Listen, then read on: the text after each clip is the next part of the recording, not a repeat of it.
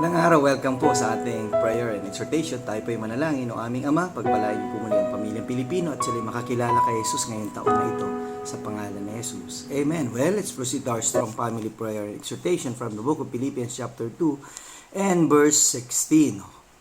Okay, 17. Yeah, and if I be offered upon the sacrifice and service of your faith, I joy and rejoice with you all. Well, ito yung sabi ni Apostle Paul. Kung siya man ay gamitin ng Diyos upang maghayag, magturo at magbigay ng panahon sa kanila sa Pilipos, ay mas masaya siya.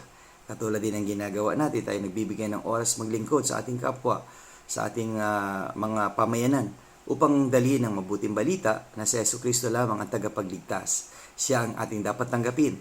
Siya ang ating dapat pagtiwalaan ang kanyang salita. Okay? At kung hindi ka pa tumatanggap, kaibigan, sa Panginoong Jesucristo, pwede ka pang humabol ngayong bagong taon.